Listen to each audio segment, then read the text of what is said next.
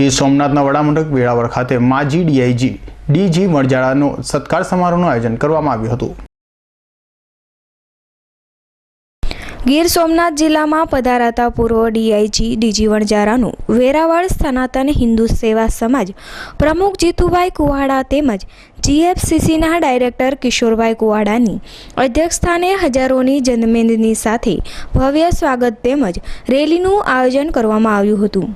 ગુજરાતના પૂર્વ DIG DG વણજારાનું ગુજરાતભરમાં ઠેર ઠેર ભવ્ય સ્વાગત તથા અભિવાદન, જેમાં 500થી વધુ બાઇક રેલી, 50 જેટલી મોટર કાર પર ડીજેના તાલ સાથે રેલી કાઢી સ્વાગત કરવામાં આવ્યું હતું। મારું નામ જીતુભાઈ મોહનભાઈ કુવાડા છે। હું વેરાવળ પાટણ સનાતન હિન્દુ સેવા સમાજનો પ્રમુખ છું। આજે ગુજરાતના પૂર્વ ડીજી સાહેબ ડીજી વણજારાનો સત્કાર સમારોહ હતો। એમાં વેરાવળ ગીર સોમનાથના જિલ્લાના યુવાનો દ્વારા એક રેલીનું આયોજન રાખ્યું હતું। એ આયોજનમાં 400થી 500 બાઇકો અને 20થી 25 કાર હતી અને ખુલ્લી જીપમાં ડીજી સાહેબને લઈ પૂર્વ ડીજી સાહેબ વણજારા સાહેબને અને ખારવા સમાજની વંડીએ લઈ ગયા હતા।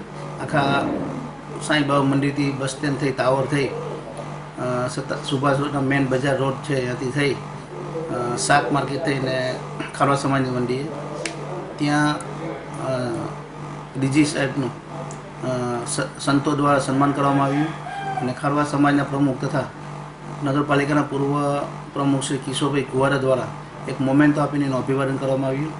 વેરાવળ ખાતે આ રેલીમાં ડીજી વણજારા, કિશોરભાઈ કુવાડા, જીતુભાઈ કુવાડા તેમજ શહેરજનોએ ફૂલહારથી સ્વાગત કરેલું હતું અને ટાવર ચોક ખાતે ડૉક્ટર બાબા સાહેબની પ્રતિમાને ફૂલહાર કરવાનું ડીજી વણજારા સાહેબ ચૂક્યા ન હતા।